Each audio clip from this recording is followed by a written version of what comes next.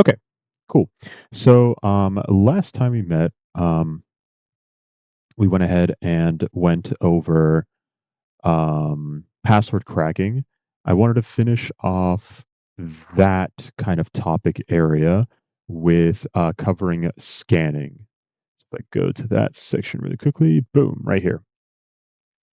So I think we're going to split this meeting up into two halves. The first half is going to be dedicated to scanning, and then the second half is going to be dedicated to network logging. Sorry, log analysis, not network analysis.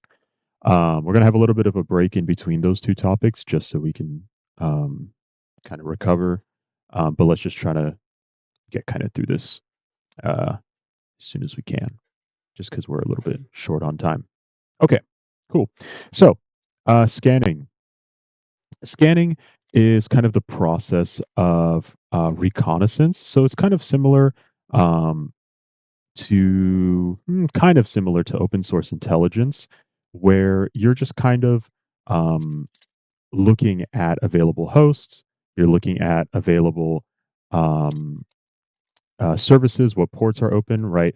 They're technically maybe not as detailed as something like open source intelligence, but if it's something that you can access, right, that's just free intelligence that you can get. So scanning is part of the reconnaissance kind of quote unquote step when it comes to cybersecurity. So going to go into it, but basically scanning involves just finding hosts, so computers, servers, IP cameras, whatever, anything that's running, any open ports on those hosts, right? So whether it's a web server and it has port 80 or port 443 open on it, as well as finding any services, right? So if we find any open ports, we can try to see what's using those ports, stuff like that. And then also sometimes you could even determine the version of certain services, right? So depending on the kind of data you get back from a scan, you can determine, say, the version of the operating system or the version of a specific SSH client, stuff like that. And that could be useful in the sense that if a host is using an outdated piece of software that has a vulnerability in it, right, you can directly exploit it. So these are all very, very valuable pieces of information that you can get just from simply scanning a network. Okay. Scanning basically involves just mapping out the whole network. And it involves mapping out what's called an attack surface. Okay. So an attack surface is basically just all of the different possibilities for attacking a specific target, right? So if they have a vulnerable website, right? You can maybe try to exploit that website, maybe through something like a SQL injection or malformed headers. Who knows? Or if they have a old version of an SSH server, like I was just talking about, right? You can possibly exploit it. So scanning involves just mapping out the attack service. Um, Seeing what's possible, right? Before you actually start testing it. Once you start testing it, you're able to determine whether those attack surfaces are actually viable, right? Maybe that those web exploits that you tried, they looked possible, but they actually had some safeguards coded in, for example, through like an intrusion detection system or a prevention system, stuff like that. Okay. And so scanning kind of involves two different things. So there's kind of the passive scan where you basically look up public sources, right? So you could look up a website's DNS record, um, security certificates, right? SSL or TLS.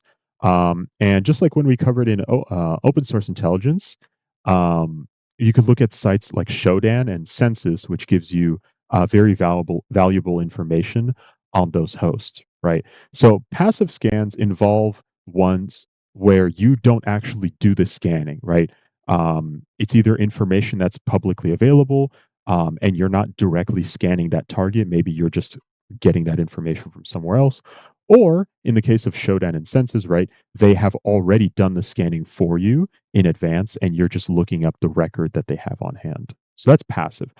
Active, on the other hand, is where you generate your own traffic. So this is where you, from your computer, go and generate traffic on that host, whether you're pinging the host, you're probing the different ports and services, stuff like that. Obviously, active scans might not always be welcome. And so it's very important to know that they could be logged or even blocked, right? Obviously, nobody really wants to get hacked. So if somebody thinks that you're hacking them, right, if you're trying to perform recon against them, then they're just going to go ahead and outright block you. And there goes your attack surface. So there is a use case for both. Okay, cool. So that's kind of the basics. Now, there's a couple of different types of scans. I obviously don't have all of them listed here, but these are kind of some of the more basic slash fundamental types. Okay. The first one is just discovery, right? Does it exist? Right. Usually done through like a ping, um, like a trace route, stuff like that. So these are scans where you just basically check, is the computer even running? Computer slash whatever the host is. Is it even running? If it's not running, then it's kind of, there's no point in continuing the scan, right? You're not going to be able to get anything else. Okay. Next is kind of the port scan. So this is where you check whether, sorry, not only whether a port is open, but which ones are. Right.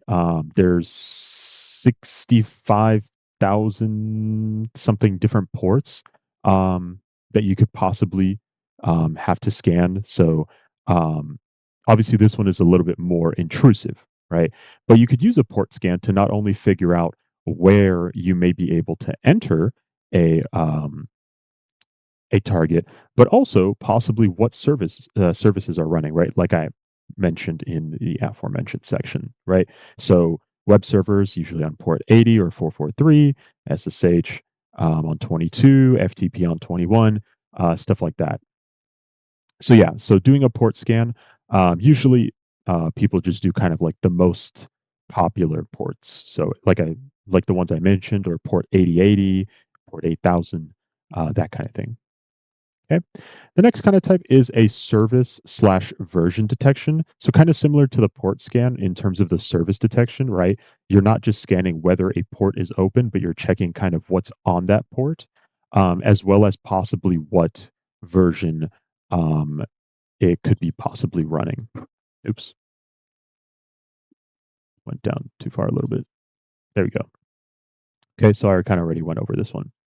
Now, OS fingerprinting. So, fingerprinting in general is kind of the concept that certain, um, how do I put this? Certain clients output similar information, and therefore you can use that information to identify non explicitly what the target could possibly be, right? So, for example, something super simple, right? You were loading onto a server. A server could check what the default language for your computer is, right? And if the default language for your computer is English, they could probably narrow down that you're probably somewhere in an English majority speaking country. Likewise, with say Russian or German, stuff like that, right? They can narrow you down. But in this case, we're talking about operating system fingerprints. So whenever you ping a client, they may respond in a way that could tell you what not only what operating system is running, right? Whether it's Windows, Mac OS, Linux, etc., but also what version, right? If it's an older version, it's going to have certain quirks or even missing some features that newer operating systems might send out. So again, very powerful, though it's not always guaranteed, right? It's going to depend on the specific operating system and what it sends out. But generally, it could at least give you a clue on which one of the major operators the target is running. Okay. And then the final layer of the scan type cake is kind of the vulnerability scan. So this is where you've done kind of as much reconnaissance as you can on the actual target. Now you're trying to go in super, super deep, and you're checking as deep as you can to look for any possible vulnerabilities that could be exploited. So auto checking CVEs and stuff like that. CVEs are just basically like an ID for a vulnerability, there's like a central database that's maintained of all the publicly available.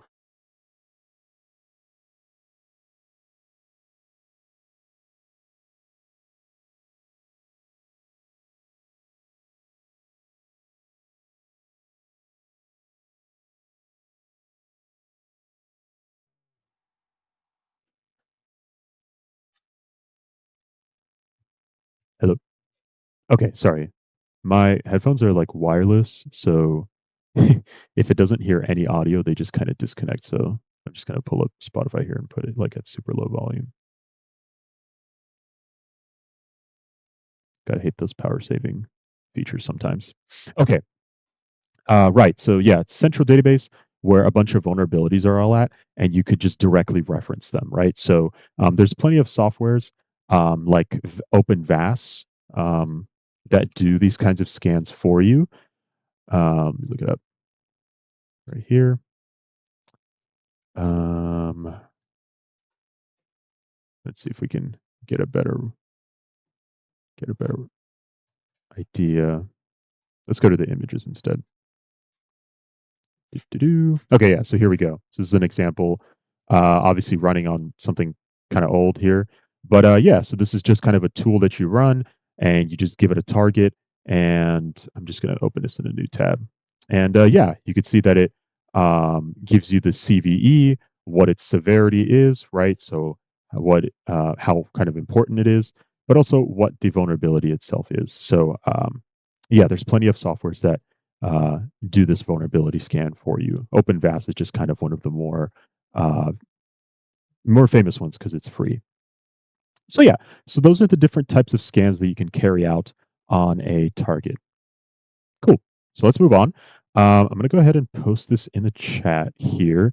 Just like before, this is like a resource that NCL provides for some common tools slash browser based tools. Let me just go ahead and create a thread. Uh, Last meeting, I realized that I was kind of spamming the chat and I was kind of filling it up randomly. So I might go back and create threads of relevant messages here. Okay, there we go. Yeah. So if you just want to pop into the thread, that's going to be where all the relevant info and links that I'm going to send for this meeting. Okay, cool. So yeah, so if we go ahead and open it up, we'll see some tools. This is relatively short list, but it just kind of gives you some pointers as to what you could do, um, just kind of from the browser. So you could see here, if you have access to the file system, you could always check this robot.txt file. Um, Kind of just important background, robots.txt exists on like web servers, and it tells web scrapers how to handle the website. Now, that's if the web scraper is good and it actually follows like robot.txt. But yeah, so it's there. So you could possibly get some information, like maybe some directories that are only visible for those web scrapers. Cool. And then you also have some another tip, whatever, blah blah blah. Feel free to go through this if you want. It's not too extensive, so we'll just come back to where we were just at here in our notes. Oops, I did not mean to close it.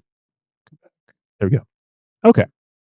So, basically, the main tools kind of boil down into three different categories. So we start off with scan tools. So these are going to be the ones that kind of do these four-ish main tasks all in one. So finding out if the host is alive, scanning for ports and services, and figuring out what kind of OS the host is running. So the first one is going to be Nmap. So Nmap is kind of like the industry defaults tool. You kind of have to need to know about Nmap, at least a little bit. The only thing is, it is kind of client. It's a command line tool, so it's not the easiest to use. And generally speaking, there's just so many different things that you can do with it that it's kind of hard to know where to start. So it's good to have like a cheat sheet and stuff like that, which I think I will. have in the resources for this section. So yeah, so Nmap, you basically just define what kind of scan you want to do, right? Do you just want to do a discovery? Do you want to try to figure out what OS it's running, so on and so forth? And then you give it a range of IPs on what to scan on, so on and so forth. So kind of the industry standard, but it's a little bit slow. Okay, so it's a little slow. Um, so not always the best option, but there's always other tools. One of the other tools that I have right under Nmap is Mass Scan. So Mass Scan came out a little bit after Nmap, and basically where Nmap is just kind of like a regular, like I guess sequential scanner. Mass scan is multi-threaded. So the kind of appeal for using mass scan is this right here. So it's an internet scale port scanner, which means that it could basically scan um, on the ideal hardware, it can scan the entire internet in 5 minutes. So, pretty cool. So, this one's made for trying to enumerate possibly like a whole network. Maybe it's not the best for figuring out all the specific information about the network, but you could actually at least figure out fairly quickly what the network topology looks like. So, mass scan, very easy to remember, right? Mass as in like, mass a lot. So mass scan is good for scanning a lot of things. And then directly underneath that, we also have Rust Scan. So Rust Scan is a fairly newer scanner. It's written in Rust, if you couldn't tell by the name. And its claim is that it's just super fast. The difference between Rust Scan and the other ones is that, well, first of all, it's fast, but it's really good for scanning kind of one host, right? You could scan just kind of one host on Nmap, but like I said, it's fairly slow. Ruscan um, greatly, like significantly speeds up that process. So you could see here, it can find ports at 3 seconds at its fastest. So this is probably like if you use the default settings and stuff like that, if you don't scan a bunch of them. But yeah, so there's obviously a bunch of other tools, but kind of the newer ones take advantage of more modern hardware in terms of multi-threading or GPU processing to get the scanning done. Nmap is still the industry standard, and a lot of these tools like MassScan and RustScan still use Nmap's like language. So if you know Nmap queries, you'll probably be able to very easily switch over to these tools. Okay, so that's kind of the scanning tool um, section here.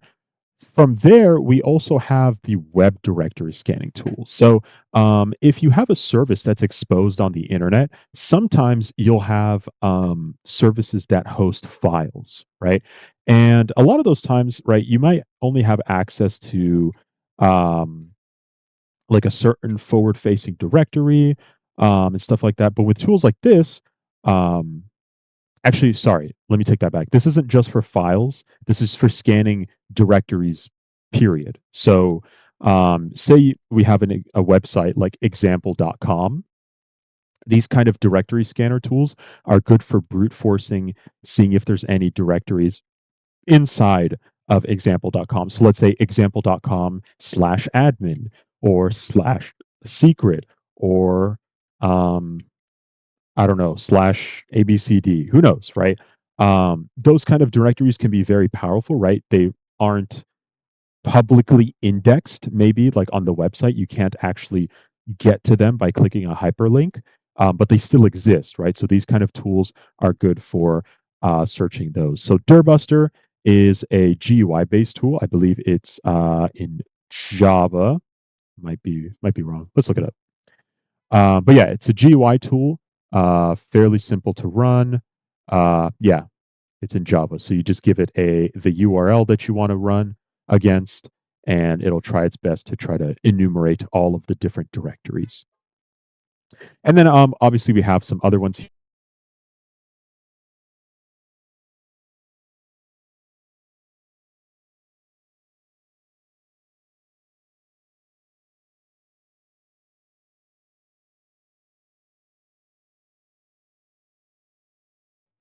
Hello, hello, hello. Okay, sorry. Same thing. I don't know why My Spotify just did not want to play at all. But there we go. Should be fine. No more cutouts from now on.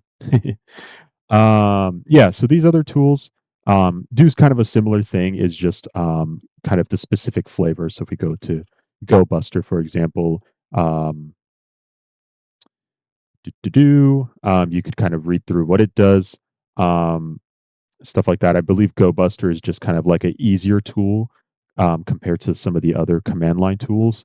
And then if I do dir search here, um, yeah, this one is a significantly more complicated tool, as you can see here by all the different options that you can select.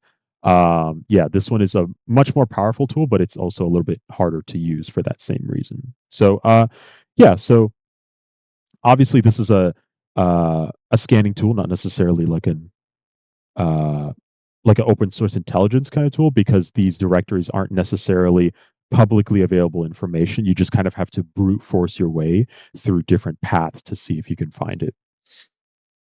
Okay. And then the last piece here is the vulnerability scan. So I kind of went over what OpenVAS is, but basically, vulnerability scanners allow you to enumerate all of the different vulnerabilities that a host may have, right?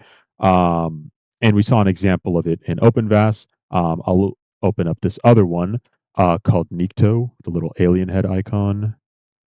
Let me see if I can pull up the Kali Linux entry. I like the Kali Linux entries that they have. So yeah, so the difference between OpenVAS and Nikto, OpenVAS is kind of better for scanning a network of hosts. Okay. Whereas Nikto is better for web applications. So whenever you're trying to enumerate some vulnerabilities in a website or an API and stuff like that. So you could see here, here's this example where you get some cross site scripting. Um, let's see, what else can I point out here? Um, this anti-click jacking, stuff like that. So, anyways, yeah, basically another cool tool that you could use to figure out what possible vulnerabilities um, are present on a website. Now, with these vulnerability scanners and just generally with these scan tools, they're not all 100% accurate. There are times where um, what's it called? Where the host or the service could be responding with false information to purposefully throw off scans like this. But it's still a good resource to have to try nonetheless. Okay, cool. So honestly, not too complicated in terms of what goes on in scanning. The hard part when it comes to scanning is just kind of using the different tools, right? You'll just have to kind of discover them, go through the help section, and just go one by one, try to figure out some possible um, finding like cheat sheets and stuff like that is also very resourceful. But before we move on to some of the relevant exercises here, are there any questions uh, on what we covered? Oops, let me scroll down here really quickly. Oops, did I delete it on accident? Oh no, I just think I might have. Where'd it go? There it is. Okay, cool. Yeah. So, any questions on kind of any of these topics here?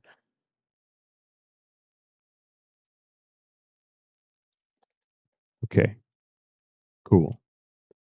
Any thoughts on scanning? This isn't a lecture. This is like a open conversation. So if you guys want to uh, say anything, if you guys want to add something that I may have not covered, any other tools you may have used yourself, let me know.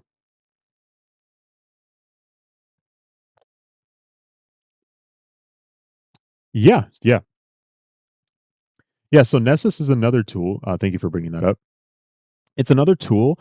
Only reason I didn't bring it up is because it's a proprietary tool, but it's kind of similar to OpenVAS. Generally speaking, OpenVAS and Nessus are, um, I would say, interchangeable, just because OpenVAS. Um, I don't remember if OpenVAS is a fork of Nessus or if it's the other way around. Um, oh, it says right here. So yeah, the Nessus 2 engine and some of its plugins.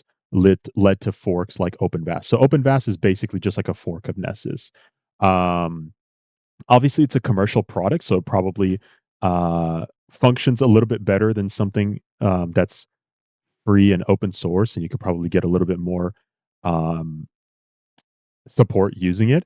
But yeah, definitely Nessus is another similar tool to OpenVAS that lets you enumerate vulnerabilities. Yeah, definitely. This one is probably the industry standard when it comes to kind of in-house in-house red teams. They'll probably use a tool like Nessus just for its um, exactly. Yeah. Yeah. No, thank you for pointing that out though. I completely flew over my head though. Any other questions, comments?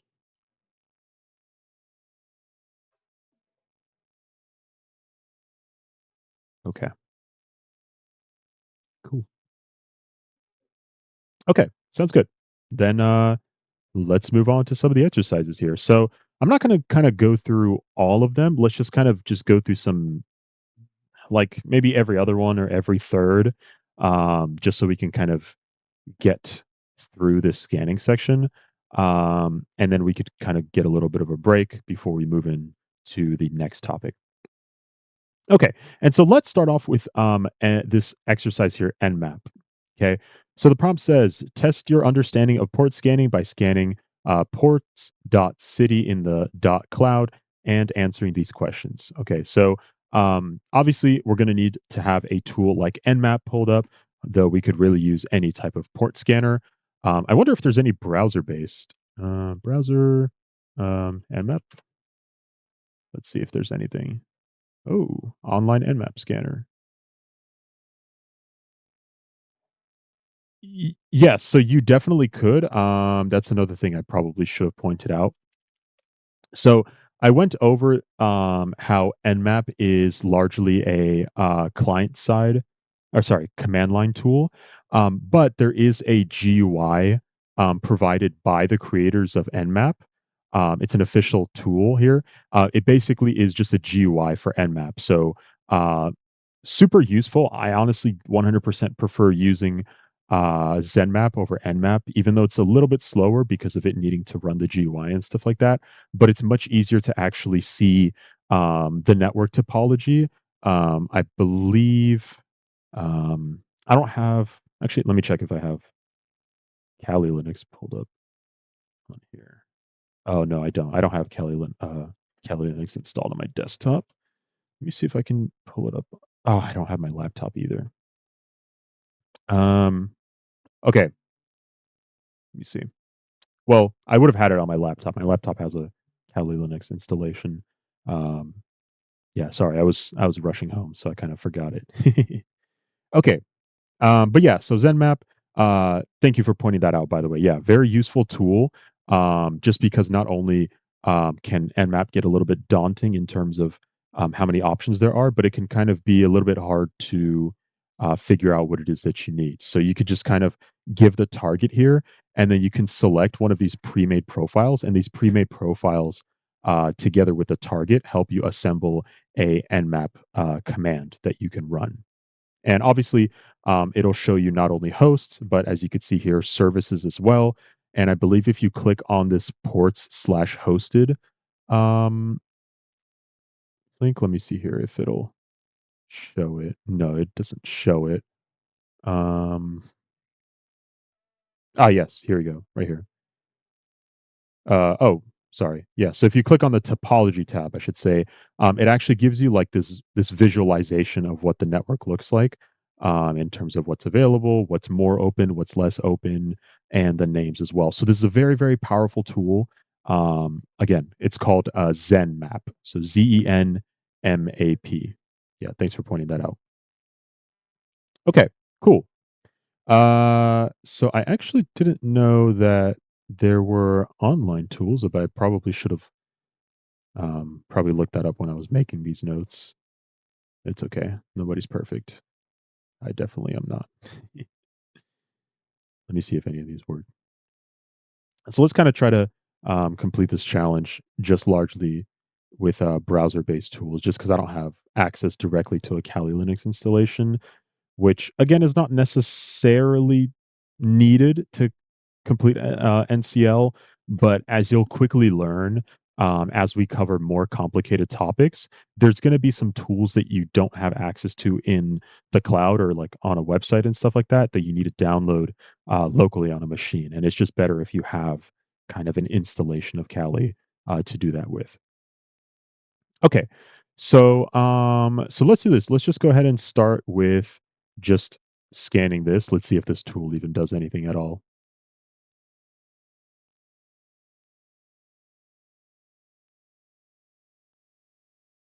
If not, we'll probably have to download and give ZenMap a try. Let me actually see if this host is even up. So ping ports.city in the dot cloud. No, it's still definitely up. It's probably just super slow.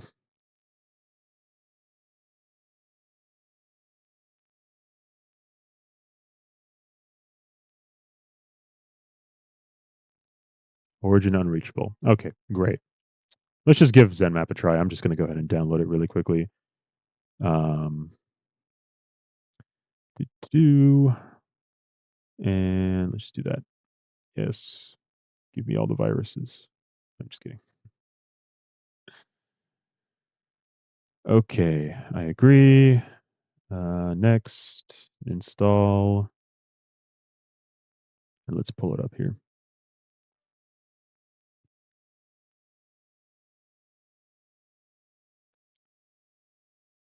Yeah, if you could, that'd be super useful. Yeah, the thread.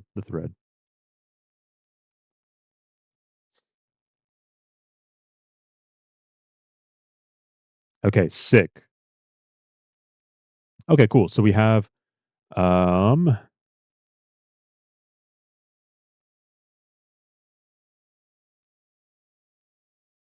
Okay, I see.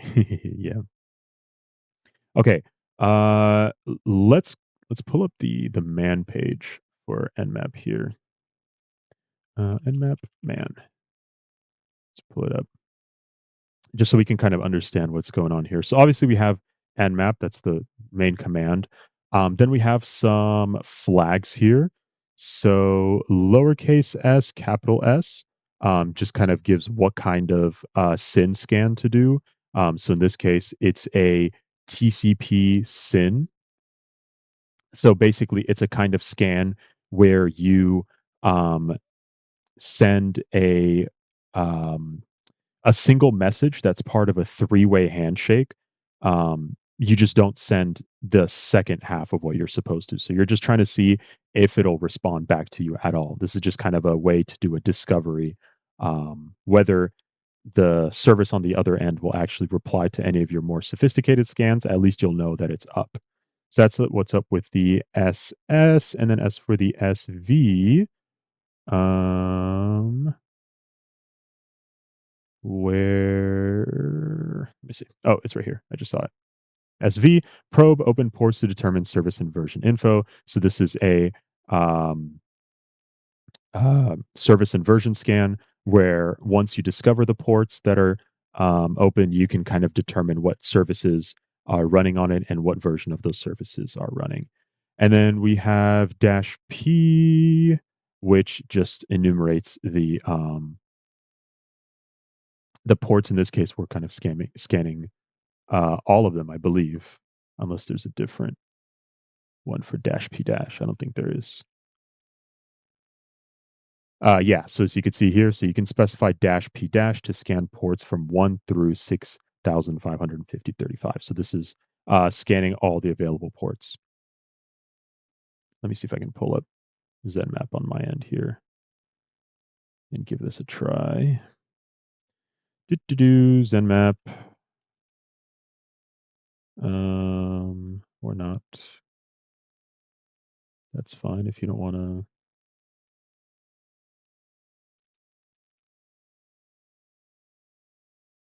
Hmm.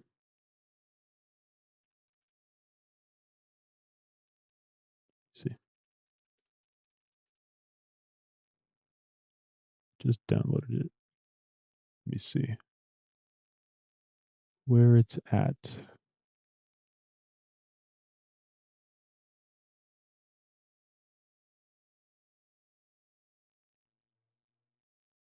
Let me just try running the installation one more time here. Okay, so it's in program files x86 and map.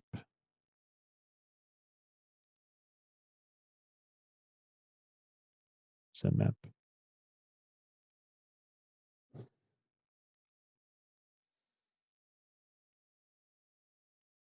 Mm, mm, mm, mm, mm. Okay, here we go. Cool. So let's go ahead and enter our target. Our target here is just going to be this domain name. And we could specify a profile here. We could obviously also specify the specific command here, but I'm just going to use one of the profiles just because I don't necessarily remember all of them. So what we want to do, we want to scan the lowest open port, the second lowest open, third lowest open, lowest UDP port, and then figure out what's running on port 16080. So let's start with a just a quick scan.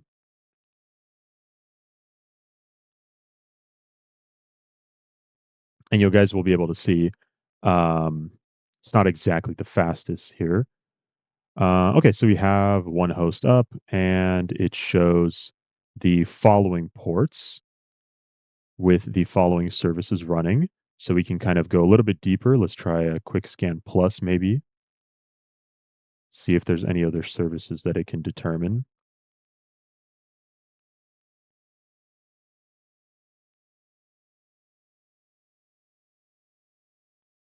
Yeah, again, Nmap not the fastest.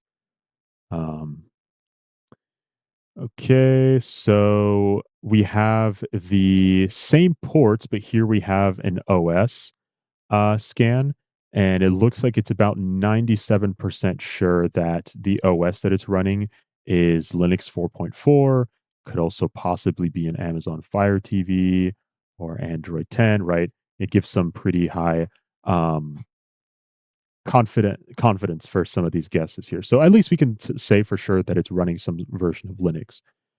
Okay, and then maybe let's do a more intense scan, right? We're going to want to probably do all of the scans, right? Because a quick scan is probably only going to scan the most popular ones. If we do a more intense one, we'll be able to maybe enumerate all of the possible ports here.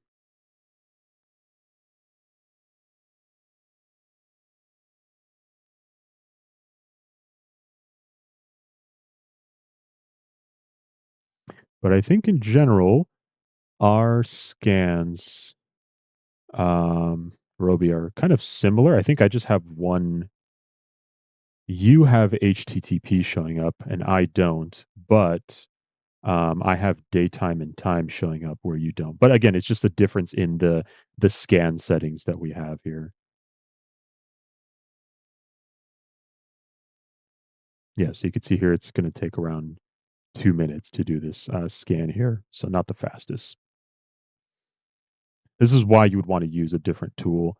Um, I just downloaded this one for ease of use. I actually had a Rust scan and Mass scan on my laptop. I just forgot it from where I came from. Okay, let's leave this running for now and let's kind of move on to some of the other ones here. So let's go over to this one, Git. So Git is what's called a it's a version control software. Basically, it's a software that's used by developers to keep track of changes to, generally speaking, source code, but you could really use it for anything, to be honest. Okay, and so it says analyze a Git project and find some hidden flags. You can try to clone the repository with this link right here, but that might not work. If not, you'll need to find a way around it, whatever that means. So let's go ahead and try to clone it here. What I'm going to do is I'm going to go over to my downloads folder and I'm just going to try to git clone it. And yes, Um, okay, so it looks like it's probably down. That's just kind of how stuff goes with some of these practice problems. Um, let's see if we could just paste it into DuckDuckGo here. Could this be it? Possibly. Let me see what this says. Yeah, I think it's probably just going to say to. Oh no, never mind. This is probably just a mirror of that repository. Probably somebody else uploaded it because this looks like. Oh nope, I'm wrong. No, it's the exact same user. CyberGit 4823, CyberGit 4823. Yeah, so this is the repository. So yeah, so let's look through it. So obviously this is browser based, so we could look through it. Two things pop out right out the top here. So this README file has obviously the first flag. So that's flag number one. And then this flag 3.txt is going to have the third flag. Pretty cool, pretty simple. So we got two out of the five flags. But also we have some other questions. So what is the display name of the author of this Git project? Obviously, it's going to be probably this cyber right here. It's either cyber or cybergit 4823, one of those two. Nice. And then what is the short commit hash of the initial commit? I don't use GitLab, so I don't know where you can find the commits. Maybe in here. Oh, there we go. 5 commits. Cool. And then the initial commit, the hash is right here. Boom. So that answers question 2. We already got flag number 1 and flag number 2. But let's also look through some of the other commits to see if we can find um, some of the other flags. So we have updated README. This just added the flag into the README. Nice. Added flag. So this added um, flag number 3. Cool. Then we have flag 4. Okay. So that gives us flag 4. And then removed flag 4. It's where they just deleted it. Okay. So we're missing flags 2 and 5. Let's see where we can possibly find those at. We looks like we have 2 branches. So let's try seeing if we can switch over to the second branch here. We have flag 2. And would you look at that? There is another file on here, flag2.txt. So that gives us flag number 2. Let's see if we can look through the commits um, for this branch and see if we can get anything here. No, no flag 5. This is still not it. Flag 3, flag 4, and then this obviously flag 2. Okay. Okay, so all we're missing is that last flag here. Where can we look? Let's try going into this guy's profile, seeing if he has maybe any other projects. No, looks like it's the only one. Maybe it's in a fork. That'd be interesting. We'll take a look at that in a second, maybe. Um, flag 4, flag 2. Okay, so nothing here in the history that we could use. Um, try to take a look at those forks, maybe see if we got anything. No, looks like it's all the same. If you guys happen to find flag 5, do let me know. I'll probably let me put this in the chat actually,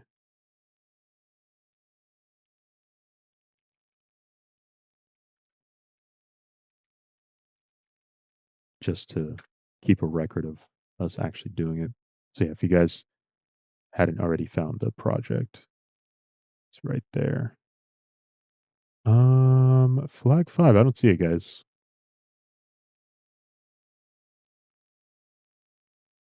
Hmm.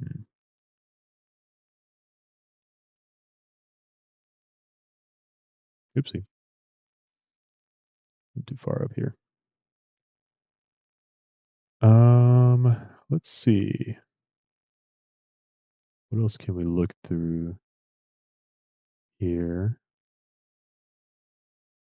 That's pretty much it. Um, yeah, I don't know. Did you guys give it a try? Maybe see if you can find flag 5?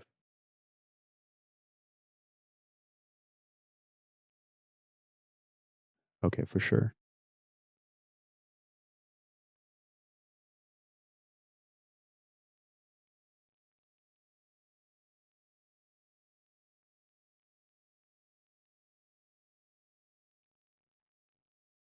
Let me see if I can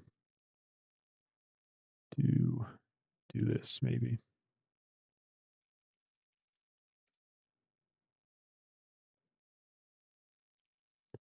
Get into my awesome, and let's look at get status. Okay, for sure. Um, let's see if anything we can get from downloading the Git repository. Branches. Let's look if there's any Git branches. So it's just head and the two that we already know. Let me see. Is there a way to look at all of the commits? I mean, we already looked through all the commits, but maybe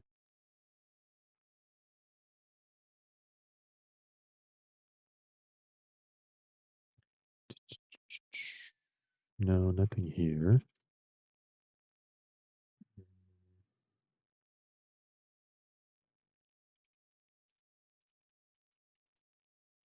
Let's do these here. Branch bundle.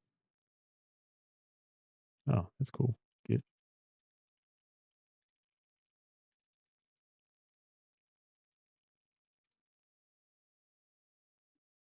It's cool. Nice. Let's see if there's anything on here.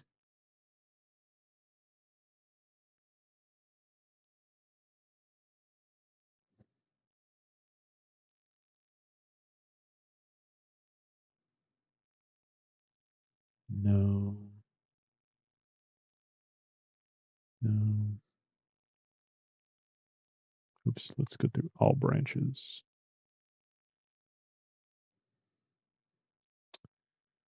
Yeah, no, all the same stuff that we've seen already, so nothing super crazy.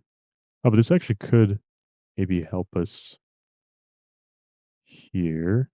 We could actually see from the actual Git, we could get the email address and the name of the committer. So obviously it doesn't apply to this specific question, but if there was a question that asked, what's the email of the committer, you could probably extract it from this right here. So just another useful thing to know. Um, but I don't see anything as far as flag 5 goes.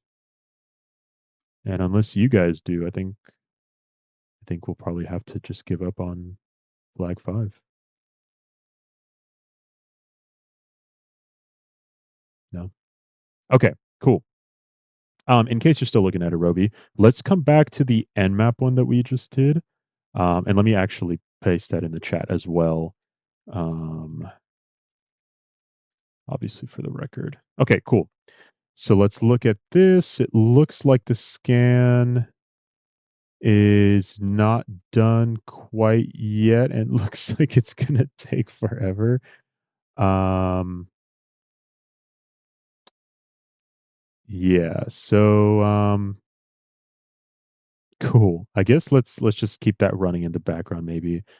Okay, looks like you did maybe a more specific scan setting here. So it looks like the lowest port is going to be port 7, which is echo, which is the one that I have here.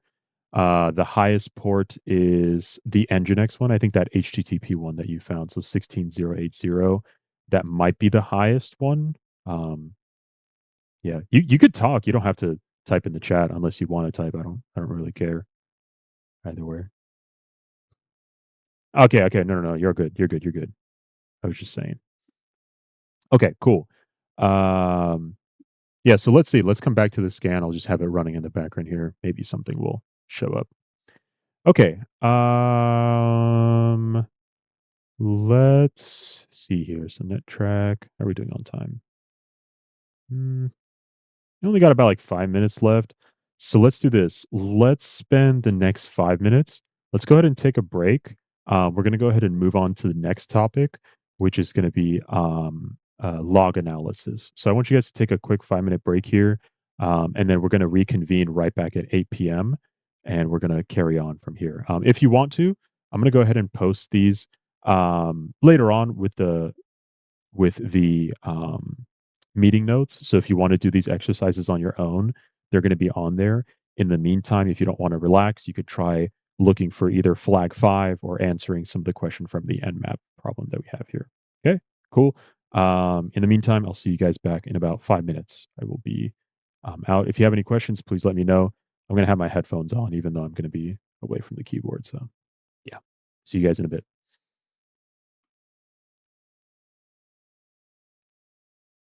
Any questions or comments at all?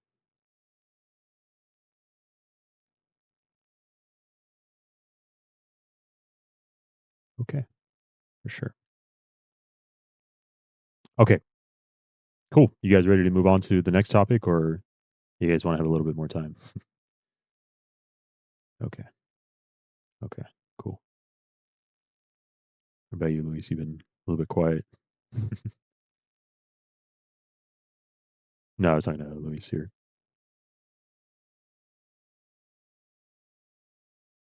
Okay. Cool. For sure. Probably just say okay. Didn't hear me.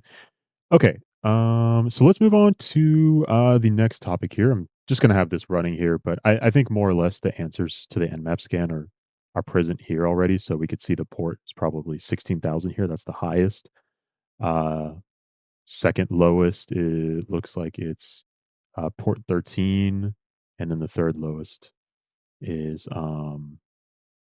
looks like port 37. So I think that's all of the ones. And then, we already saw from, your scan, Roby, that, HTTP was running on it. So cool. Okay. Anyways, let's move on.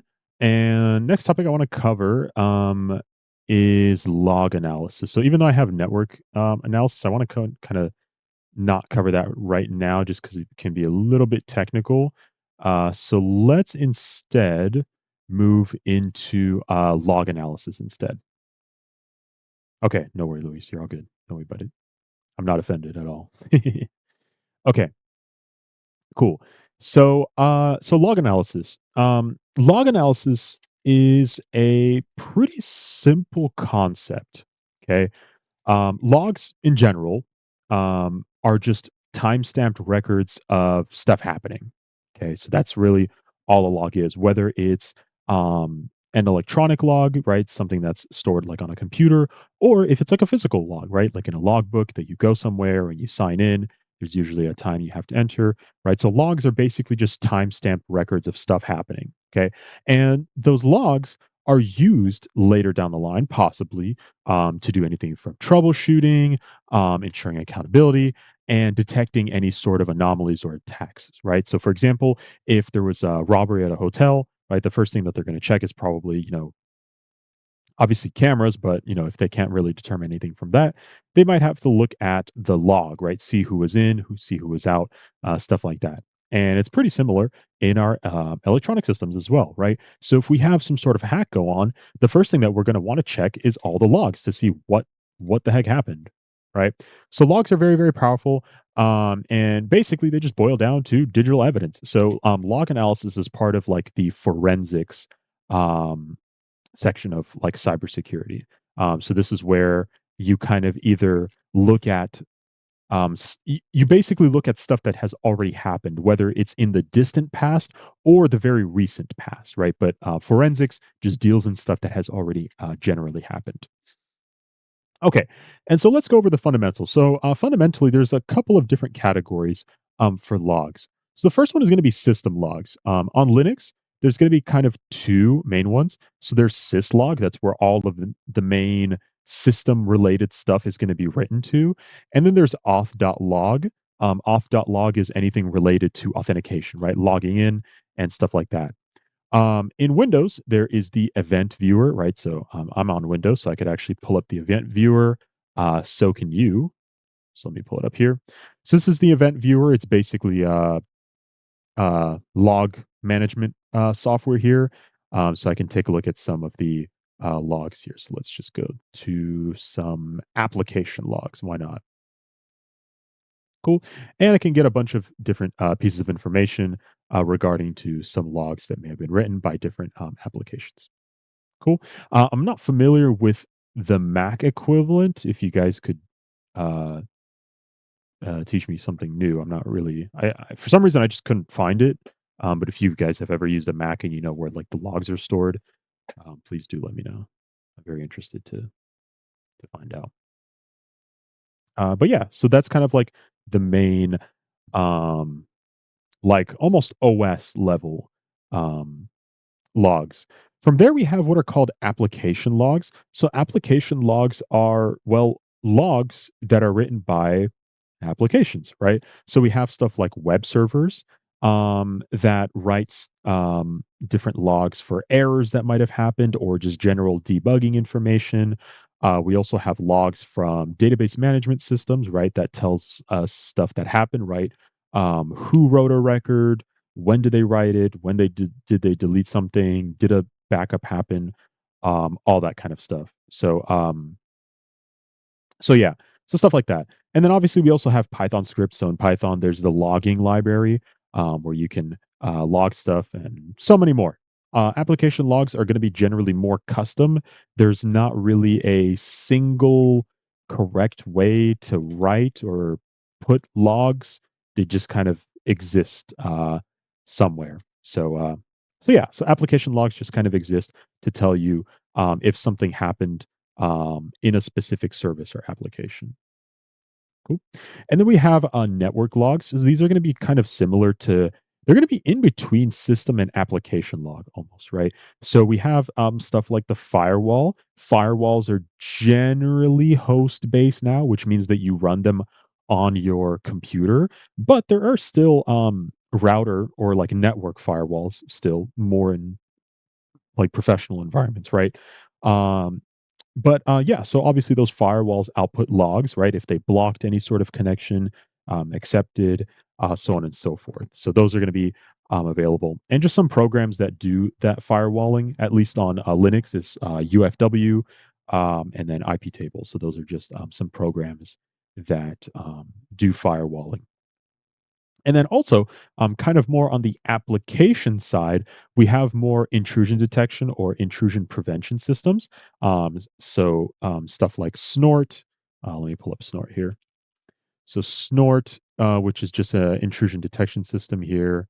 Let me pull up a image instead. I like pictures a little bit better. Um, sure. Let's look at this image of another service called Graylog, um, which uses Snort, but it just kind of visualizes it. So yeah, so Snort or another surface like Suricata. Suricata is a more enterprise slash commercial product, so it's probably not something that you're going to be able to use on a day to day kind of basis. So yeah, well, yeah, but obviously those applications are going to output some sort of alerts, some sort of logs, right? If there's a sort of attack that might have happened, right? It's important to know, and those applications specifically look out for those specific kind of attacks. Let me see. I don't know why my Spotify stopped playing. My headphones probably almost disconnected there. Okay, and then obviously we also have cloud logs. I don't have anything too deep there, but it's just Each kind of cloud service has its own logging system. So AWS has something called CloudTrail, Azure, Microsoft's cloud service has something called Monitor, so on and so forth. So those are obviously important for logging your cloud infrastructure, right? If your service or your app is running on the cloud, you're still going to need to log it, right? And then the last one here I have, I feel like is the most important. So this is going to be the log collector slash aggregators. So obviously it's kind of difficult to figure out where all the logs are, right? Especially when it comes to Linux, right? It's not the easiest file system to navigate, especially if you're not familiar with it. So using these kinds of applications that aggregate, right, or bring together many different logs, it can be actually very useful. So an example of one is actually called Splunk.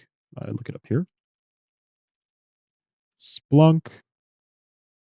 So Splunk is a log aggregation service. I had some other ones, but generally it's not too important which one I brought up. They all kind of do a similar sort of task. You can define the specific logs you want it to look at, or if you want to just have it look at the most common ones, so on and so forth. And so these kinds of services obviously give you like a one-stop shop for where everything is supposed to be at.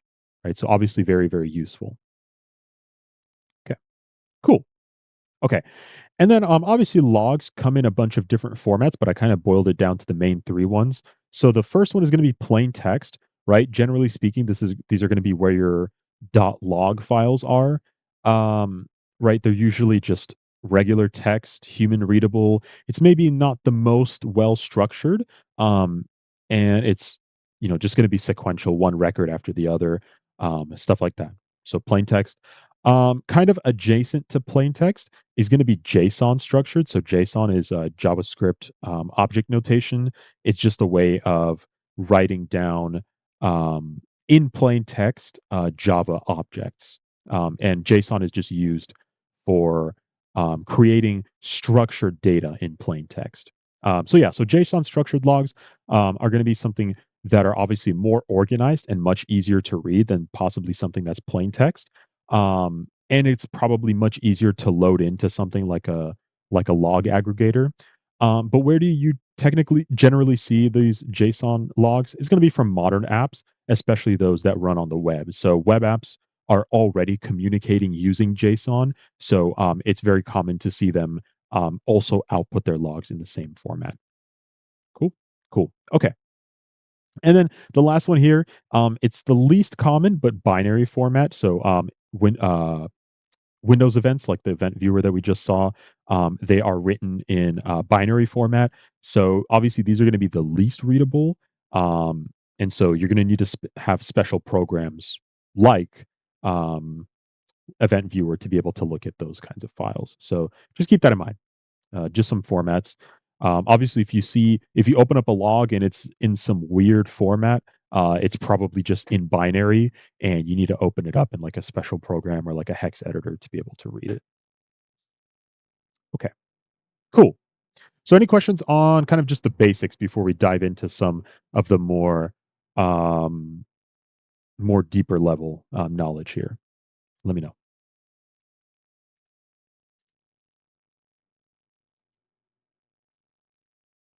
Okay, sounds good.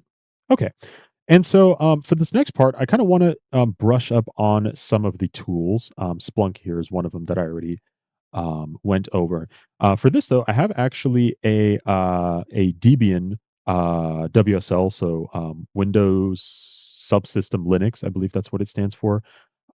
Basically just lets me run Linux in my Windows thing, just to kind of showcase some of these commands. So obviously we have the first one, cat here. Cat is just a way to print out the entirety of one file directly um, to the command line. Let me see if I have any files here that I can um, go through. So let's just go to user. Um, let's go to share maybe, see if there's anything in there. Um, where could there be possibly stuff at? Let's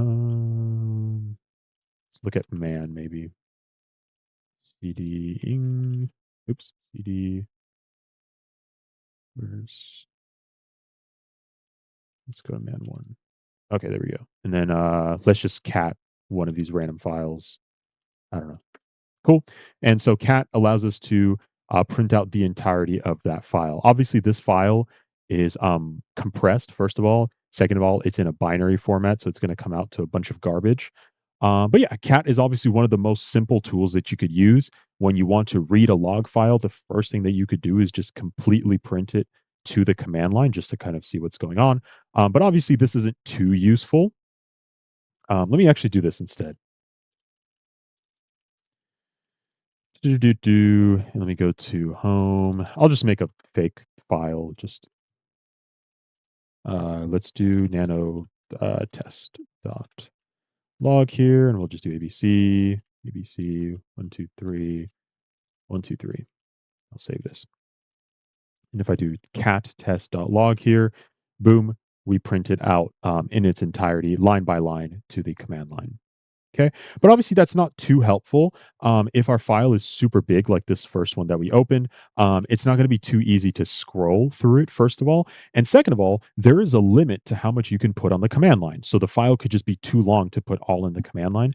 So that's where you use another program like less or more. So less or more is just ways to get a scrollable view of a file. So if I go to less and then I do test.log, um, obviously, there's not that much to scroll on here, but if my file extended down a couple of lines, I could do so. I mean, I could probably just look at this. If I do slash user share man one mock here, yes, it's a binary file.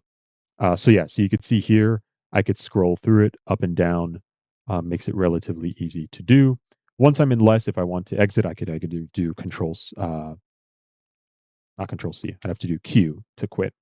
And then more is going to be pretty similar to less. So if I go to that same file here, I don't know why I chose this one. I should have probably chose a better example, but it's okay.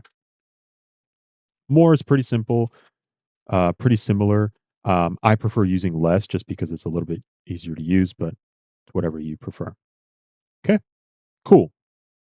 Next, we have grep. So grep is a way to search for stuff. I don't really remember the reason why it's called grep. There is a reason, but yeah, it's a little bit of a um weird named tool, but still very powerful. So grep basically allows you to search in files. So actually you could probably look at some of these. So if I go, let me see if this is on my system. Yeah, it's not. CD log maybe. Let's see if there's anything in here. Um, what's in last log? Let's see. Nothing. What about alternatives? Yeah, so this is in Debian. I'll kind of show you what you would use in some of these when it's a little bit more um, difficult to acquire a direct log here. Let's come back to this. Okay. So let's say I had this log file that I have here, test.log, and let's say I wanted to search for a specific keyword. So I'm just going to do cat test.log. And then what I'm going to do is I'm going to feed this entire output of the file into grep. So I'm going to do the vertical pipe here. So this is going to be shift and then backslash. So the key right above the enter key. At least that's where it is for me.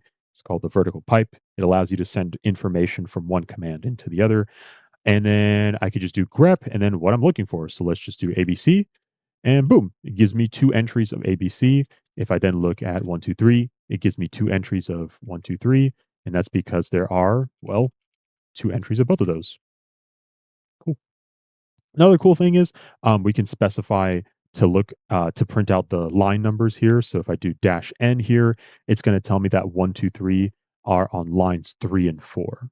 So yeah, obviously a pretty useful tool if you're looking for a specific thing. Like for example, I don't know if I was looking for like access denied or something. Usually you'd want to surround these in quotation marks just in case. Obviously, there's nothing like that in my file, but you want to look that into something like an authentication log, right, where something like that could happen. Okay. And then finally, we have, at least in the basic tools, we have head and tail. So head is a command that gives you the first n entries, and then tail gives you the last n entries. So, for example, if I wanted to open my log here, but I only wanted to read the first, let's say, 2 lines. I could do head dash 2 test.log, and boom, it's going to give me the first 2 lines. Likewise, I could also do tail dash 2 test.log, and it's going to give me the last 2 lines. Okay, so obviously this is very powerful for printing specific sections of a log or just any file in general, not just a log. Okay, and then the second bullet point that I have here is journal CTL. So this is going to be what's applicable to Debian, for example. So Debian uses a daemon service. Um, sorry, a daemon system. Daemons are basically just kind of um, like auto running programs. I'm not sure exactly how to describe them. I think that's like the best explanation I can give. And they're just running in the background and stuff like that. And System D manages restarting them, turning them on when the computer starts, and turning them off when the computer stops, all that good stuff. And Journal CTL is actually the tool that you use to collect all of those System D logs. So I could do Journal CTL here, and it's going to send me through all of the different logs here. So obviously, this is a WSL, so we have stuff related to Windows here as well. Um, but yeah, so um, let's see if we can find anything that's not about the kernel. No, it looks like these are all just kind of related. Let me do shift page down here. Oh, there we go. So we have some system D stuff here, just starting services like cron, dbus, right? And obviously anything that happens in system D, if anything ever does go wrong, it's going to show it here. So here we have um, some issues here and whatnot. So yeah, journal CTL is for systems that use system D. So if you can't find a specific log file, like I couldn't find these, for example, it's probably going to be in a program like journal CTL or something similar. Okay, cool. So that's that. And then Splunk, obviously, we already covered right here. There's also another kind of data visualization log aggregator called Kibana. So Kibana is part of the Elastic toolset. It really is basically just like a data visualization tool, but it's still very powerful for using on logs. So you could see here, this one is tracking looks like car statistics and whatnot. But again, that doesn't limit the functionality of this tool. It's still used to some extent. And then we have a more cloud-based one. So this one is called Datadog. So Datadog is just a way, a very powerful tool, by the way, but this is a cloud-based tool. When you have a lot of internet connected services like cloud and stuff like that, you can kind of have Datadog go through all those different services and return something to you um, in what kind of one place, right? It's a log aggregation service. So you can kind of maybe take a look at an example right here. If I can, please, right here. Boom. Yeah. So just as an example of another tool. Okay, cool. And then I have some examples here of some possible commands you could run. So we already went over what cat does, and obviously here's this auth.log that possibly could have authentication information in it. And in here we're trying to find if there's any entries that say failed password, for example, right? So it's very common if you have maybe you think um, you have a intrusion, you can probably take a look and see if a intruder tried to brute force their way in. Okay, so cool. And then we already went over what that dash n does. It gives you those line numbers. Okay. Then we also have less here. So less allows you to scroll through, right? The system log. And then we went over journal CTF here. So it aggregates all the system D logs, like I said. And then that dash F actually prints live updates as they come. So let me see if I can bring this back up actually. So if I do journal CTL dash F, um, it's just going to give me um, any kind of commands that come in. So I'm just going to have this on the side here. If any new ones come in, then we'll kind of see them. Okay, cool. So any questions on the tools?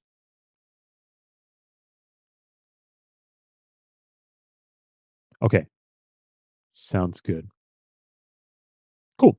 Okay, so let's kind of go into what to kind of look for when you're doing the log analysis. Let me see how this is doing so far. Okay, let's keep it running.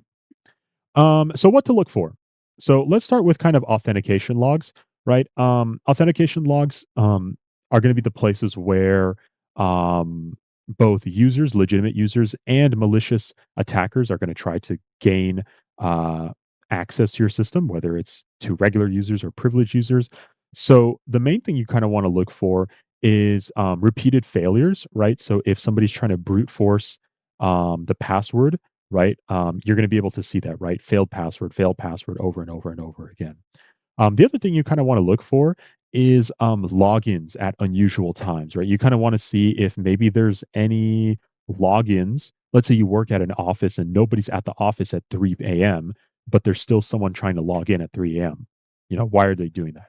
Even if it's an employee, maybe they're not allowed to log in to company systems outside of the office, right? So, just something to think about. Okay, cool. When we just kind of a quick tangent here, when we get into the network traffic analysis in our next meeting, the reason why I didn't want to cover it is because it gets really technical. But with a lot of these forensics, you'll actually be able to learn about really cool ways that attackers hide and obfuscate their techniques. So obviously there's going to be some really basic stuff here. In terms of log analysis, right? You're going to have to, look out for kind of this section, which we'll get into the end. But yeah, when we get into the forensics, I think forensics is actually really cool in the sense that you kind of get to, you have to think a little bit differently to be able to think like an attacker. Okay. Anyway, tangent over. So that's the authentication logs.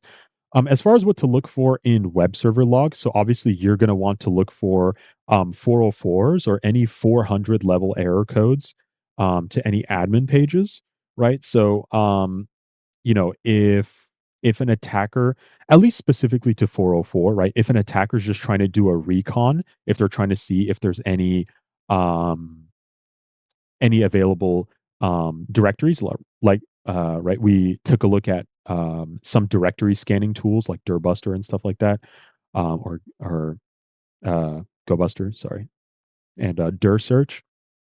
So if they're using tools like that, you're going to want to look for a bunch of 404s, just like that. That's exactly what's going on there. Another one is going to be unexpected 500s. So 500 codes. I should probably get into what they mean. Uh, Side tangent. So um, when you're making HTTP requests, there's certain like status codes. So the 200 area codes are kind of like where stuff went correctly. 400 is where you have like, how do I say this? Malformed content, right? Whether the user isn't authorized to use something or if they sent something in the incorrect format. And then 500s are going to be server side. So 400s are when it's the user's fault. 500s are when it's the server's fault that an error happened. So what it's basically saying here is if you see unexpected 500 level codes after somebody tried to access it, right? Unexpected in the sense that, right, it normally doesn't happen, but they kind of keep happening over and over again, then it could be possible that somebody's trying to exploit an endpoint, right? And they're sending over malicious information. in an attempt to get a triggered response back. Okay.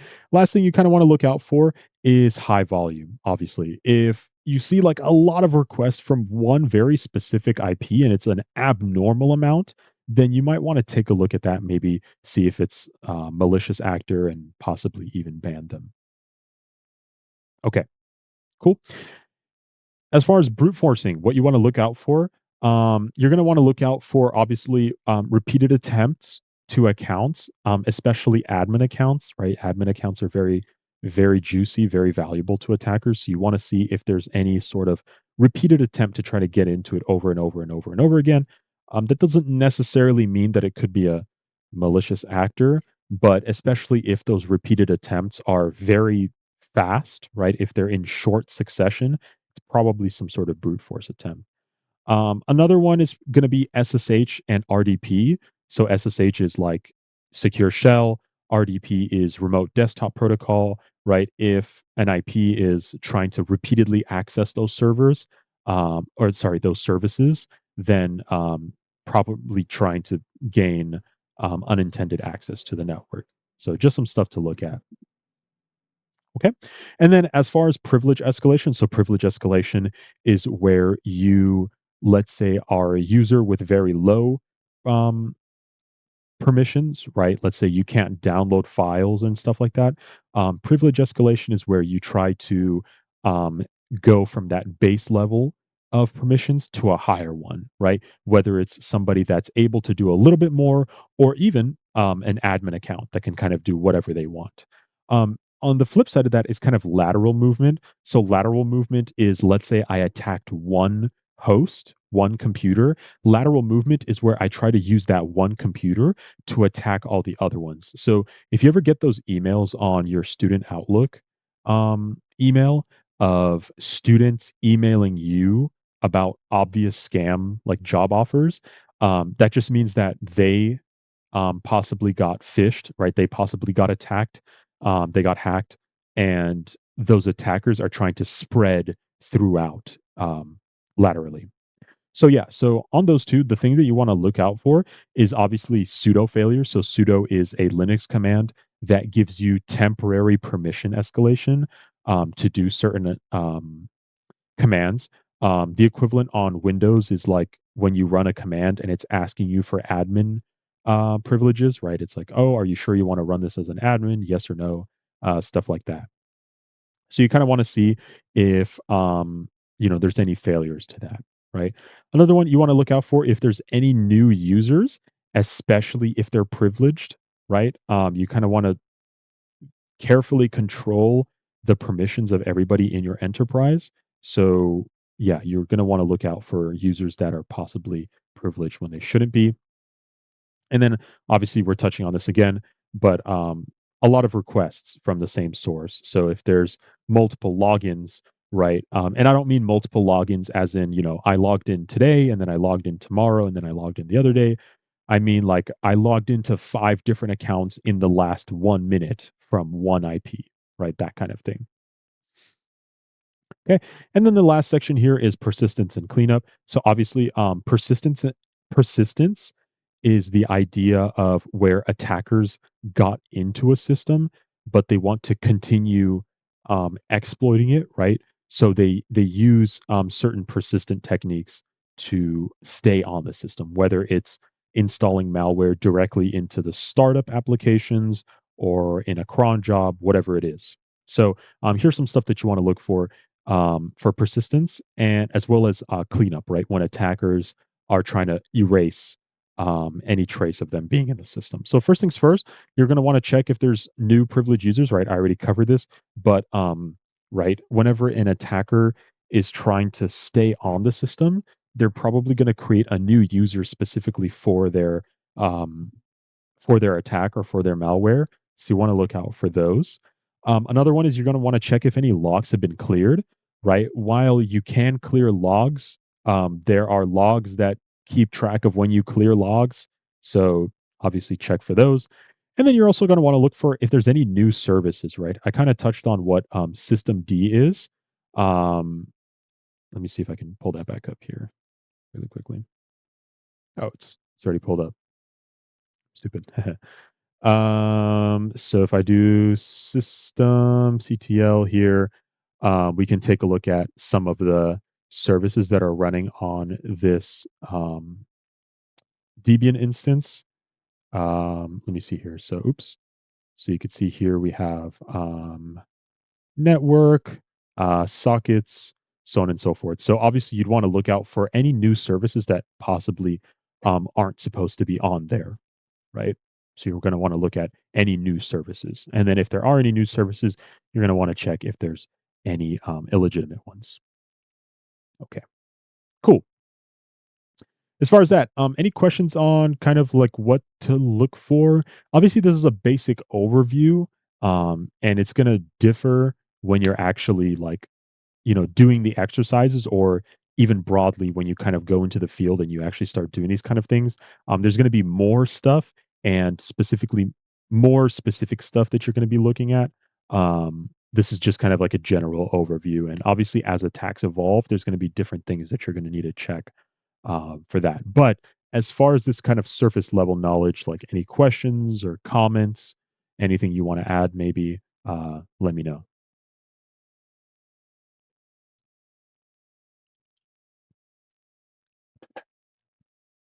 Okay, sounds good. So let's go ahead and move on into the exercises here. So we got about like 25 minutes, so we have a bit of time here. Let's check back on Nmap here, see how it's doing. Looks like it's almost done. Can maybe check in later to see what's kind of going on there. Okay, cool. So let's start with this first exercise here. So this exercise is titled SSH. Let me go ahead and put it in the chat here. And so it says, analyze this SSH log file to answer the following questions. And so we have the download page there. So let's kind of take a look at it. Let's download it. Let's open it up. Okay, so here we have this example of a log file.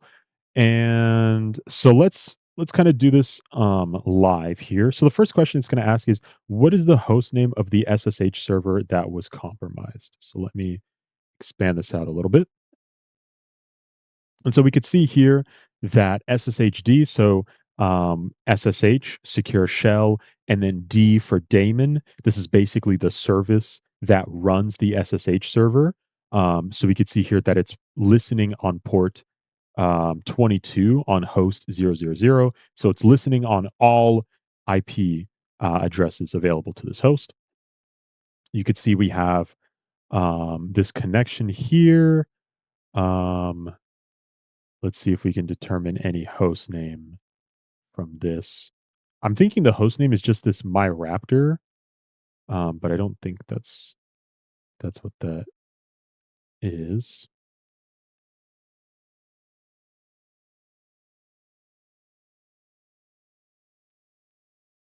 Hmm. Um, I don't see anything specifically saying a certain host name. Let me know if you guys can see anything. But as far as I'm concerned, I only see connections from remote users. So I'm thinking the host name that it's saying here is what is the user possibly. So I think the answer to that is might be my Raptor. The only reason I say maybe is because I don't really know what the host is that's running this SSH server. All we have is that the service is being ran. So yeah. Okay. And so the second question we have here is what is the first IP address to attack the server? So um well, we could probably make an educated guess here that this connection right here, where we have a bunch of failed password attempts, could be an attack here. So let's see here. So we have a connection from this 169.139.243.218. And we could see here that they failed a password and then they disconnected and then they reconnected and then tried two more passwords and then they failed and looks like that was it. And then looks like maybe they tried somebody else tried to log in, so on and so forth. And yeah, so anyways, first IP is probably going to be this one, 169.139.243. Second one is probably going to be this one, this 56.13.188, just because of these failed password attempts. Um, just because I don't see anything else. Yeah, it looks like it's the same three. So then the third one is this. Sorry, second one is this one, and then the third one is this third IP that we have here, 30.167.206. Cool. Then which user was targeted in this attack? I'm going to let you guys try to answer this. Which user was attacked in this case? If you don't have the file pulled up, you could probably just take a look at my screen.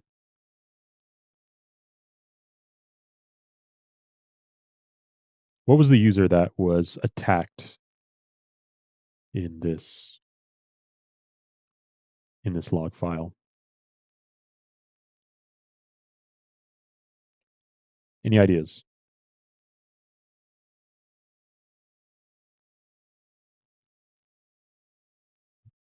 No?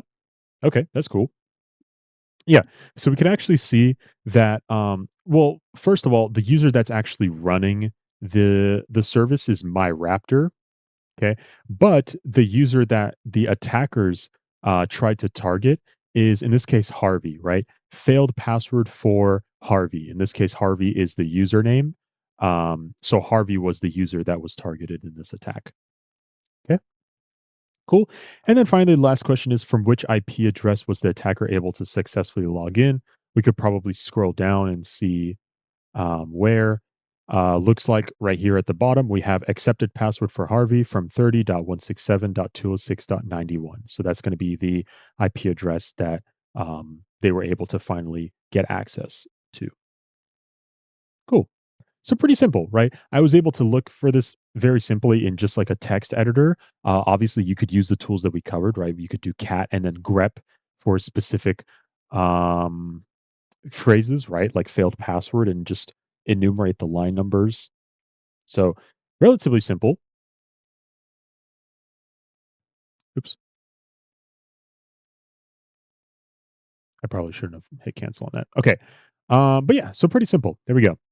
Let's move on to this next one then. Nginx. So analyze an Nginx access log and answer the questions about what happened. So let's take a look at that. So Nginx, just a little bit of background, is a service that does web hosting. So it's like a little server. It's a web server that you can run to be able to host files. Uh, it does a little bit more than that. It obviously it does like routing and a little bit of firewalling here and there. It's just kind of like an all-in-one web hosting service. So let's kind of take a look at the access log here, and let's see. So first question is, how many different IPs reached this server? Interesting. Okay, so there's one of two ways that we could do this. Um, we can definitely go through the file one by one and try to and try to count all of the different unique ones, but there's probably going to be some sort of command that we need to run here. So let me see here. Um, Linux and find unique by pattern in file. Maybe there's a way that we can do that. Find, no, not unique lines. No, not that.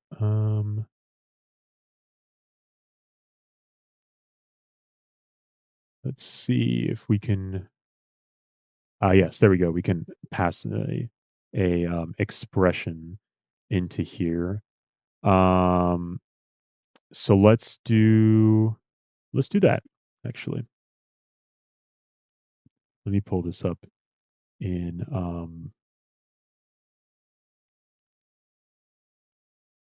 WSL here. So let me close this and then do.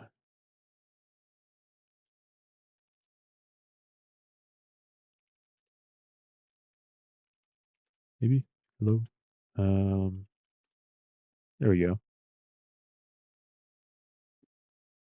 Okay, so in my downloads folder, I'm just going to go ahead and close this. Let's see here. So we could use regular expressions. We're probably going to need a little bit of help with forming the regular expression. But basically, if you don't know what a regular expression is, it's a way of doing searches based on um, certain conditions or formats. So, kind of, I guess in this example right here, we'll just use this one. So this is looking for characters 0 through 9, looking for 1 to 3 of those. So in this case, this regex is for finding IP addresses. So we're looking for digits 0 through 9, and either one anywhere between 1 and 3 of them. So um, so for example, if I had 192.x.x.x, that's 3 digits versus if I did 1.x.x.x, right? That's going to be 1 digit, right? And it's basically just repeating that over and over again. So dot and then 3 instances and so on and so forth. So that's what we're gonna kind of borrow more or less. So we're gonna be looking for IP addresses in our file. So let's see, grep. So we're going to do grep. We're going to do dash capital E for regular expression. And honestly, why should we rewrite the wheel when we could just copy and paste it? We're going to look for any IP addresses in our file that's called access, like that. Oops, did not mean to add that forward slash. There we go. And then we could probably count. Let's see here. Linux and count. It's probably a way to count. Count lines. It's going to be WC. Okay, sounds good. So let's take this command, pipe it into WC, and then we'll do dash L. And it looks like we got 99. So it's possible that it could be 99 different IP addresses, and we can probably um, take a look at here, see if any of these lines start with an invalid thing. And no, I think it's about right. All of these start with a thing. The only thing is we want to check if they're all unique. So that would probably need to be another command. I'm not going to get too into the weeds about it, but you could probably go on Google and see, look up a command um, or maybe finding unique instances. So grep, obviously here with the regular expression, allows us to find IP addresses, and then this WC-L allows us to count the amount of lines. So I'm just going to say that 99 is probably the rough correct answer, but obviously it's not going to be exact because, for example, right here we have 2 instances of the same IP address. So we just want to maybe run another command that checks for um, that makes sure that it starts with only unique IP addresses. So yeah. Okay, cool. Anyways, moving on. So how many requests yielded a 200 code? So this could be another regular expression. So let's get rid of all of this. And what we're looking for is um, 200, and then let's just do 0 through 9. And then we'll just do 2 of those maybe. Let's see if it gives me anything. Okay. And then from here, we could see if there's any um, instances. Okay, it probably was not the best form regular expression because we have ones where they're not like that. So let me see if I can figure out a um, better way to do this. Maybe if I add spaces. No, now it gives me nothing for sure. Maybe if I get rid of these backslash b's here. Um, oh, there we go. Okay, cool. So if let me clear that. Here we go. So I think all of these are going to be 200. Yeah, so 200. 200, 200, 200. Yeah, so 200 basically just means okay. That's the status code for everything went well. So we could go ahead and use this command and then do wc-l. And we can see that there's 19 probably requests that yielded a 200 code. Now we could repeat the same command for 400, just replace this 2 with a 4. And obviously, if it wasn't obvious enough, I'm just going to go over it just in case. But this regular expression is kind of like a exact match. So it tries to look for exact matches for this. And basically, what I'm saying here is look for something that looks like space for any 2 digits, space. So, it's gonna look for, like, in this area, right? See how there's a space in front of the 200 and a space after the 200? And then, in this case, we're looking for 400 codes, so we wanna look for codes that start with 4 and then followed by 2 of any digit. Right? So that's kind of what's going on there. So we're just basically saying to look out for those codes. Now, it's possible that it could give me other codes, right? If any of the commands afterwards have any numbers, right? Those are going to show up in the output as well. But this is just a good kind of good enough command. Well, if if we were actually doing it, I'd probably want to double check just to make sure I was correct. But this is just a good showcase. So as far as 400 codes, looks like we have 59 of them. So that's probably going to be correct. And then what IP address rang the doorbell? Okay, so this one we're probably going to need to take a look at the log again, see if we can find anything there. So we could either use the text editor and look for doorbell, which we don't find anything for. Um, or alternatively, we could try just looking for it here, doorbell. I mean, we're not going to find it obviously, but yeah, because we couldn't find it in the text editor. Let's try just door, nothing. What about bell? Bell. Okay, there we go. So we have a entrance here for bell, and it looks like this IP address was the one that did get slash ringing dot at dot your dot doorbell spelled incorrectly. So that's probably why we couldn't find doorbell. Excuse me. But yeah, so there's that. Go on to the next one. What version of Googlebot visited the website? Okay, interesting. Let's see if we can find Google. Yeah, looks like we can. There we go. So looks like these IPs. I did go over them in the scanning section earlier. Remember the robots.txt. So robot.txt so robots.txt tells web scrapers like Google, for example, how to handle a website. So in this case, obviously, Google's web scraper is looking at robots.txt to see what to do with this website. And so we could see here the specific version of Googlebot was 2.1. Cool. Obviously, you could see how powerful grep is, right? We could open up this file and just use the search tools like Control F. Um, but sometimes it's a little bit faster to do it this way. And plus, you get to see all of the different entries versus in like a text editor, you have to hit enter or find next to get to the next entry. Okay, sounds good. And then which IP address attempted to exploit the shell shock vulnerability? You need a little bit of background on what the shell shock vulnerability is. So let's just kind of look at that before we kind of move on. Basically, it was just a way of entering shell code. Excuse me. It's a way of entering shellcode into a program to get privilege escalation or even remote code execution. Um, Let me see here. Can't see any use cases. But yeah, you could kind of see just an example of what it possibly might have looked at like. So yeah, so basically a shell shock vulnerability is just where we input a specific kind of string that could possibly get us to run some unintended piece of software. So let's take a look back at the file here. And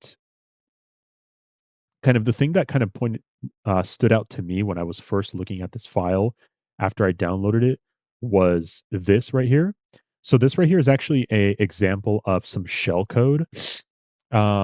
It's just ways of writing bytes, like hexadecimal bytes, as a string. So backslash x is short for like hex, right?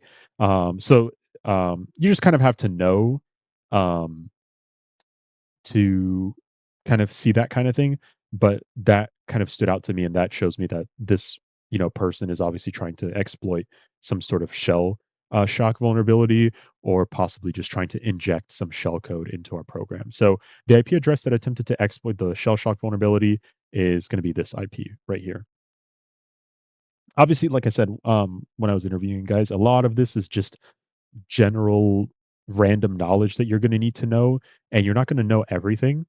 It's just important to kind of learn. So yeah, I don't expect you guys just to kind of know that off the top of your head, especially if you're a beginner. But this is just something that like you kind of see from experience, especially if you took like the 378 class. They had a lab that showcased something like this exactly. Okay, cool. Next, what was the most popular version of Firefox used for browsing the website? Well, again, we could probably use grep to look for Firefox. So let's look for Firefox here. Um, well, if we look up Firefox, first of all, nothing's going to generally show up. Um, I was wrong. No, it does. I was just saying I was gonna say that maybe we'd wanna look at Mozilla instead, but in this case, looks like Firefox works just fine. I probably should have held my tongue there for a second until I actually ran the program. But yeah, it looks like the most popular version of Firefox is Firefox version 31. That's the most popular, but you could see here we have version 3.6, version 40, and version 30 here as well. But 31 is the most popular. Cool. What is the most common HTTP method used? So that one is going to be found right here. So there's a couple of different methods. There's get, put, post, patch, delete. Those are all just different methods that tell the web server like what to do with your request. So a get request is a kind of request where you're trying to receive information. A get request isn't something that you use to um, send data.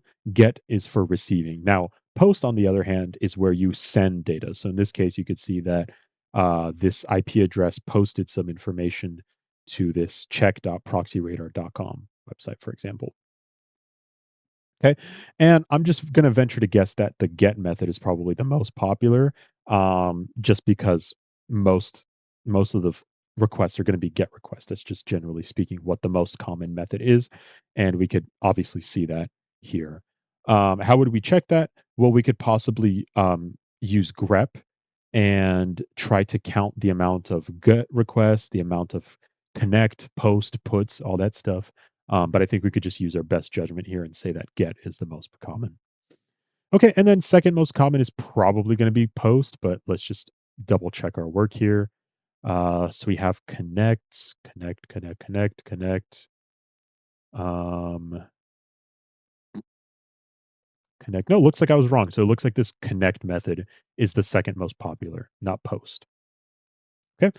And then finally, how many requests were for this? Well, again, we could just use grep for this. So let's copy it, and then we'll do grep. We're going to look for exactly this in access log. Oops. Oh, I looks like I added a space in front there. Oops. Looks like nothing. Hmm.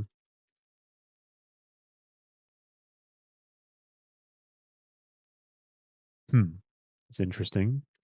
I have it like almost exactly 00. Oh, I see. No. CE. Huh. I wonder why it's not able to find it. Let me just try to get rid of the quotation marks here, maybe. No, nothing. Huh. Okay, interesting. Well, uh, I don't know why I can't find it, but it's probably due to how this is getting interpreted. This is probably getting loaded in as a hexadecimal thing. I mean, but that's why we surround it in. strings, whatever. Anyways, yeah, we could see here that there were looks like one, two, three, four, five, six requests to that um, for that thing. Okay, cool. And yeah, so that's that. We have a couple more questions here. I'm not going to go through them. Obviously, feel free to kind of take a look at them on your own time. Okay. So looks like we are almost at the 9 o'clock mark. Let's go ahead and just stop right here. And um, yeah, so obviously, thank you guys for coming into the meeting today. Hopefully, it wasn't like an information overload. I tried to make the topics light. um, Obviously, there's a lot of depth that I missed, right? Rohil, I know you pointed out Nessus and stuff like that that I missed, like, and obviously ZenMap as well. There's a lot of depth that I missed that's still important to know, and that's why I'm going to ask you guys to obviously take a look at the self-directed study resources to be able to kind of get some of those nuances here. But before I kind of wrap up the meeting and say my final spiel here, any questions on what we covered in this meeting, or any comments, anything you wanted to tell me? Like, I don't know. No, it was great. Oh, thank you. I'm just kidding. Any comments though? It was great. Okay, thank you. Okay, for sure. For sure. For sure. Okay, sounds good. Yeah, if you guys have any questions, obviously, if you feel free to message me. I'm going to be looking at the messages periodically. Um, and obviously, we're going to not see each other until Thursday. One more thing, I'm going to post this in the competition channel, but if you haven't already, please, please, please, please, please try the practice game. Okay. It's going to be closing on Sunday. I want you guys to at least get a chance to kind of explore what it's like. It's not worth any points. I haven't myself looked at it just because it's midterm week, and I understand you guys can't do it either. But just make sure that you try to take a look at it, because next week on the weekend is going to be when the individual games are going to be starting. Okay, so I want you guys to try and participate for that event, obviously to get the scouting report, but also get a feel for what the competition is going to be actually like.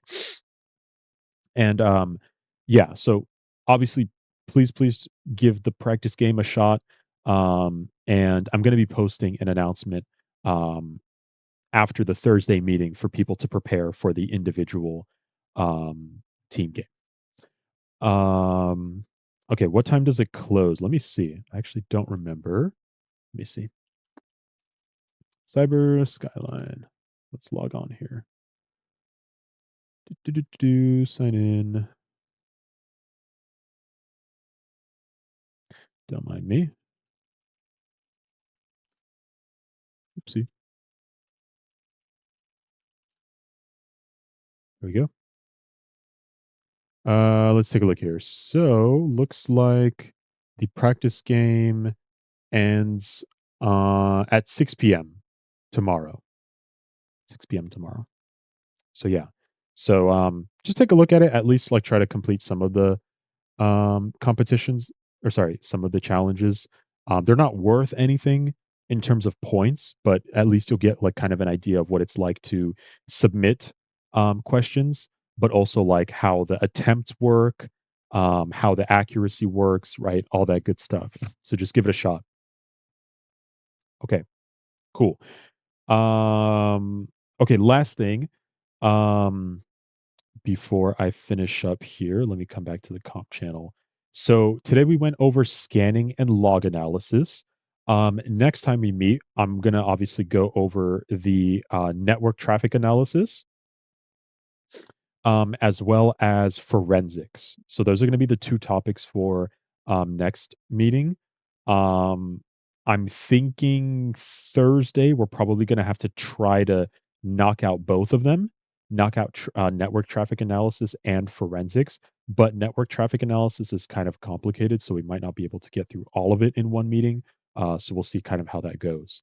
So yeah, so Thursday for sure, network traffic analysis. If we finish it, forensics. If we don't finish it, then Saturday is going to be forensics and cryptography. Okay, cool. And I think that's about all that I have in terms of announcements. Obviously, again, thank you guys for coming in. And hopefully I'll get to see you guys on Thursday. Oh, I guess another thing, in case you didn't see in the comp channel, I will be hosting the Thursday meetings in person at the Horn Center. I found one room that seems to be empty, so we're just going to be meeting in there all the time unless we get kicked out. So yeah, if you're interested or if you find it more better to meet in person, feel free to meet me there. The room, good question. If I figure that out, I don't know the exact room just because it was like kind of random. I just randomly entered a room and then nobody kicked us out, so I was like, okay, this is probably good enough. Looks like room 131, Horn Center, room 131. I'm going to be posting the room when I actually do the meeting on Thursday, so you don't have to remember it. You don't have to remember the room number, but just in case you wanted to get an idea for where it is. Okay, sounds good. Yeah, if you could make it, that'd be great. Cool. Okay, I'm not going to hold you guys any longer. Thank you guys for coming in. I'll see you guys on Thursday. Bye bye. Bye. See you.